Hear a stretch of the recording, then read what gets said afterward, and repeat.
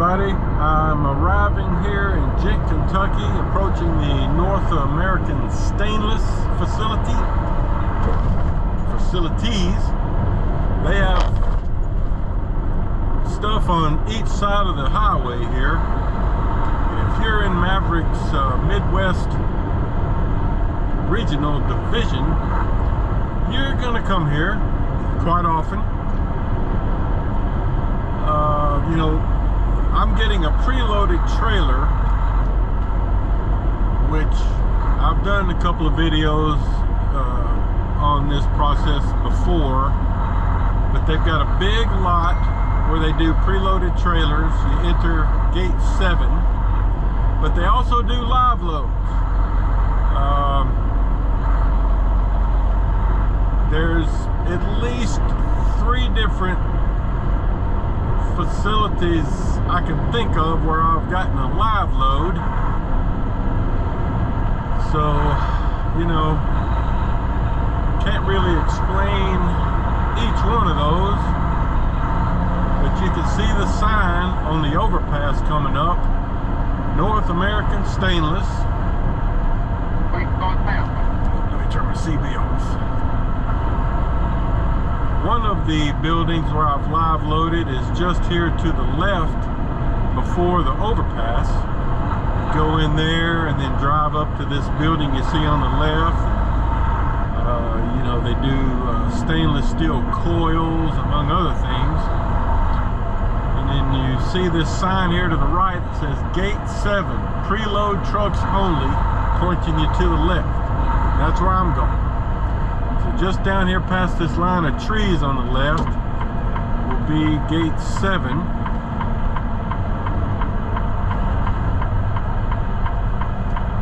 And basically what we're going to do is turn in here at gate 7 and then just pull over to the right and park. And then we're going to walk back to this little blue building here where the scale is, and there's a little check-in office there and a restroom. They even have a shower if you have to stay here overnight. But we're going to walk back there with a PPE and check in, get our paperwork, find out what trailer number we're going to be swapping and what parking spot it's in, and then we'll go and find it and start working on a swap. So I'll get back to you. Okay guys, I've got my trailer swapped, all my materials moved. Just wanted to show you the load. Never had a load like this out of North American Stainless. Now, when they preloaded it, they already had these 2 straps on right here. So I just left them on. And then I put a belly wrap on the lower level, front and back. And then I got 4 chains with over center binders over the top, nice and tight, along with these 2 straps. So it's really over secured. I felt like the upper row was going to stay nice and tight, but the bottom row, it wasn't touching real good, all the bundles, so I went ahead and put the belly wrap on there just to kind of keep it nice and tight. So now I've got to put 2 canvas tarps over it, and then it'll take 2 vinyl tarps.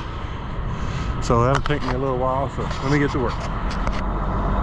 Alright guys, so I'm tarped, making my way around the parking lot. Just thought I'd give you a look at things. There's a river down the hill here to our right.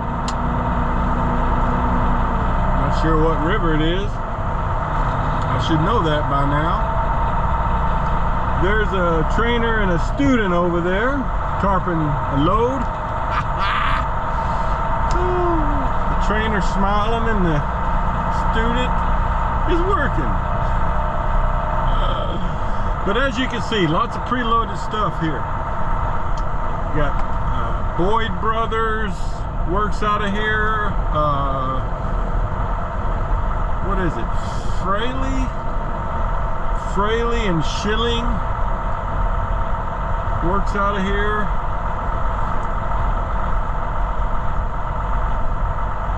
There's others. Just can't think of them. Don't see any other trucks. So this blue shed here to the left is a tarping station. I've never used it.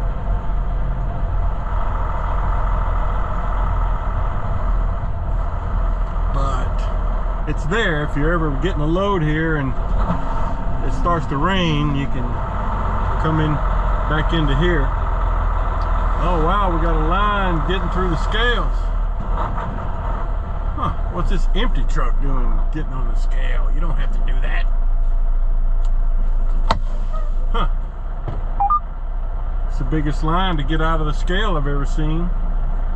But anyway, you get on the scale, she gives you your shipping paperwork, you send in your information through the system and hit the road.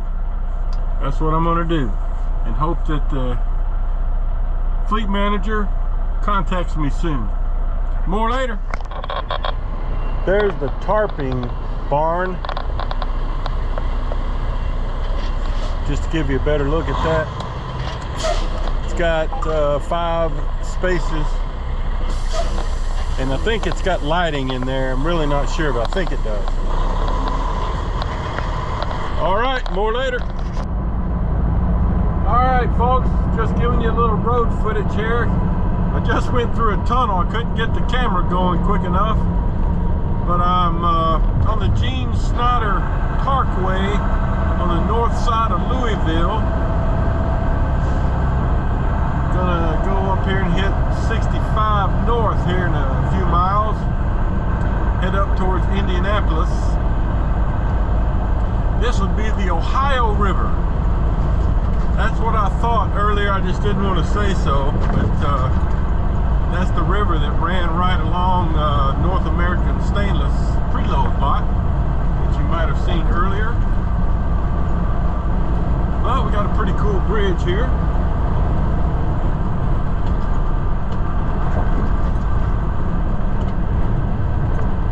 It's pretty windy today, so the water is real choppy down there. In fact, when I was tarping my load back there at North American Stainless, I had one of my tarps draped over the load and was grabbing some bungees, you know, to start kind of securing it down, and a gust of wind came by and blew it right off the load. And there was a guy with, I think he was with Boyd Brothers, who was, we'd been chatting while we were both working. He was up there working on his load, and he helped me get it draped back over. So yeah, you know, sometimes when it's real windy, getting those tarps to cooperate is a challenge. Anyway, there's a little road footage for you. We just crossed into Indiana. If you didn't see the sign back there, went from Kentucky to Indiana.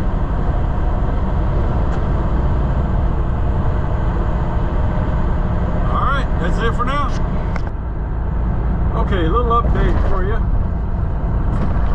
I'm about 8 miles from my exit where there's a Love's and a Flying J. I'll try to get parked.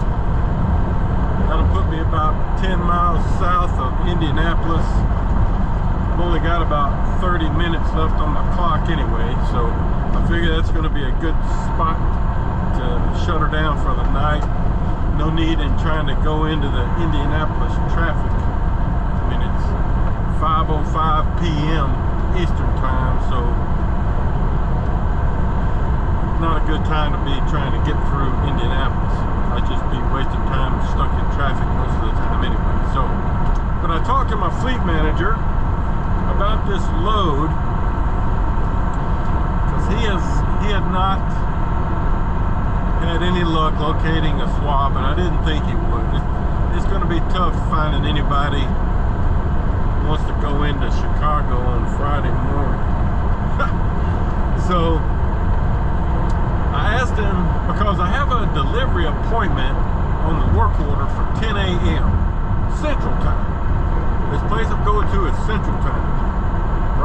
in Eastern time.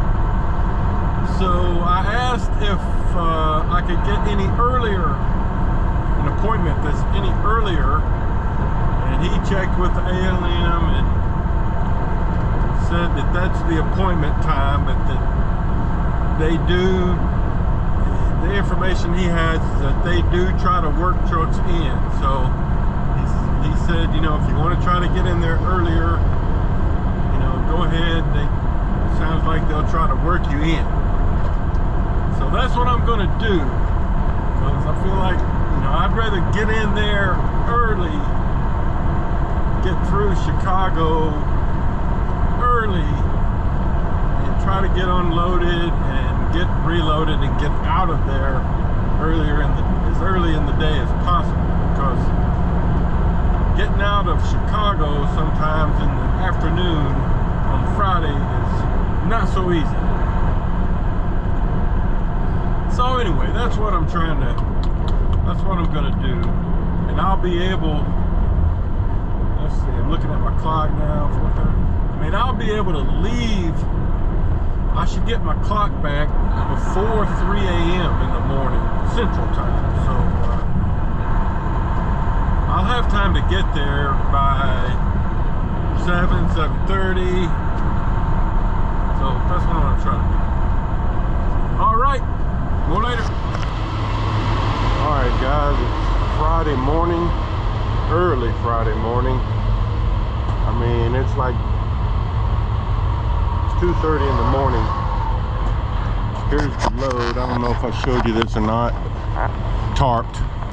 Picked this up in Ghent, Kentucky yesterday afternoon. And I made it to this Flying J just south of Indianapolis. So I've got a little over 4 hours to go to get to my customer, and I'll get to the end of town, but it's around Chicago. So they gave me a 10 o'clock delivery appointment, but the instructions on the order, the notes in the order say that they unload around the clock, no appointment necessary. Even though my fleet manager didn't really explain it that way. So just to beat some of the traffic getting into town, I'm fixing to leave here as soon as I get my clock back in about 10 minutes and give it a shot. See if I can get in there and get unloaded earlier and get a reload and try to get out of Chicago earlier the better. Let's hit the road.